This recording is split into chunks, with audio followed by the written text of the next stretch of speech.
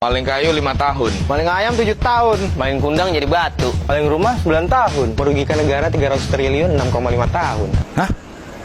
Nggak usah kaget, kayak baru tinggal di Indonesia aja. Makanya harus sopan, harus punya 4S. Senyum, sapa, salam.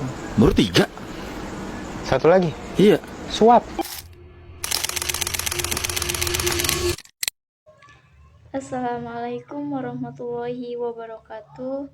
Saya Uswatun Hasanah dengan NIM 8622510108 dari Universitas Primagraha Prodi PGSD.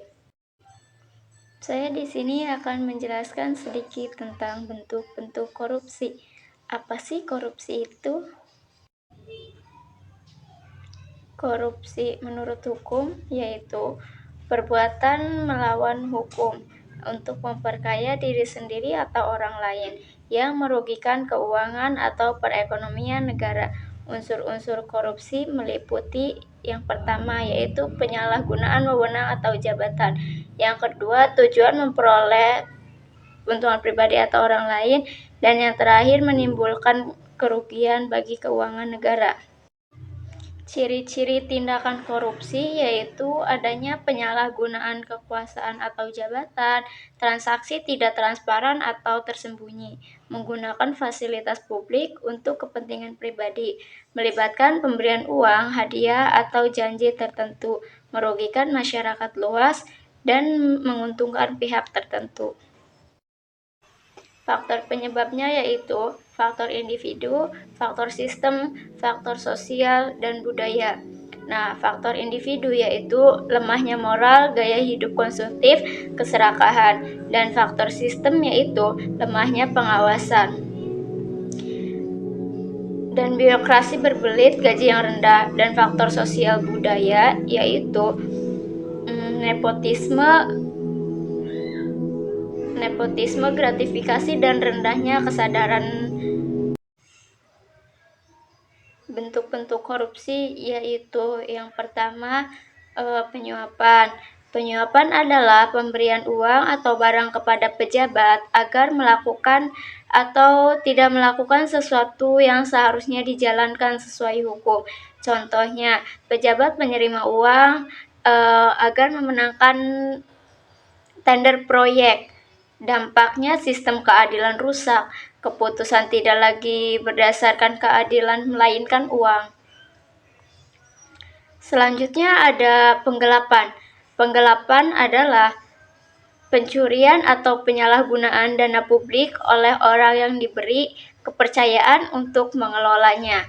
Misalnya, bendahara desa menggunakan dana bantuan untuk kepentingan pribadi.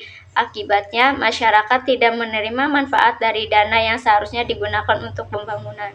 Selanjutnya ada nepotisme. Nepotisme berarti memberikan jabatan atau proyek kepada keluarga atau teman dekat, bukan berdasarkan kemampuan. Contoh, pejabat mengangkat keluarganya menjadi pegawai, padahal tidak memenuhi syarat. Dampaknya adalah hilangnya keadilan, turunnya kualitas pelayanan publik, dan munculnya ketidakpercayaan masyarakat. Selanjutnya ada gratifikasi. Gratifikasi adalah pemberian hadiah atau fasilitas kepada pejabat karena jabatannya atau kekuasaannya. Batas antara gratifikasi dan suap sangat tipis. Bila hadiah diberikan untuk memengaruhi keputusan, maka itu termasuknya korupsi. Contohnya, hadiah liburan, mobil, atau uang kepada pejabat setelah membantu sebuah proyek. Apa sih dampak korupsi terhadap masyarakat? Dampak korupsi terhadap masyarakat yaitu ekonomi keuangan negara bocor, pembangunan terhambat, sosialnya yaitu meningkatnya kemiskinan dan kesenjangan sosial, moral itu menurunnya kejujuran dan kepercayaan antara warga, dan politik menurunnya kepercayaan rakyat terhadap pemerintah. Ada beberapa langkah pemberantasan korupsi, yaitu penegakan hukum tegas oleh KPK, kepolisian, dan kejaksaan, transparansi dalam penggunaan anggaran publik, pendidikan anti korupsi di sekolah dan perguruan tinggi. peran aktif masyarakat dan media dalam mengawasi pejabat publik. Gimana sih peran generasi muda dalam korupsi itu? Nah, peran generasi muda dalam anti korupsi yaitu generasi muda memiliki peran besar dalam membangun masa depan yang bersih, menjadi teladan dalam kejujuran dan integritas, berani menolak gratifikasi dan nepotisme, aktif dalam kampanye anti korupsi di sekolah dan media sosial. Apakah teman-teman tahu? Kesimpulannya yaitu, korupsi adalah penyakit sosial yang menghancurkan moral, ekonomi, dan keadilan bangsa.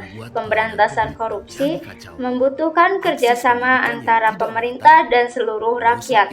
Korupsi dimulai dari kebiasaan kecil yang dibiarkan dan berakhir dengan kehancuran besar.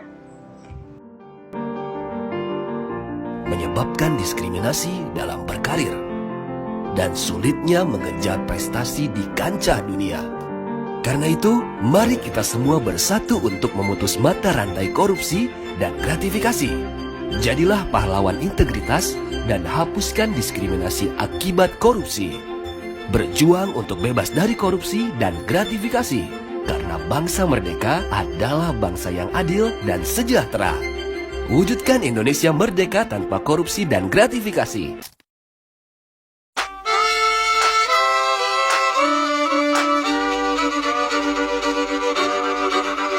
Kisah usang tikus-tikus kantor yang suka berenang di sungai yang kotor. Kisah usang tikus-tikus berdatangan.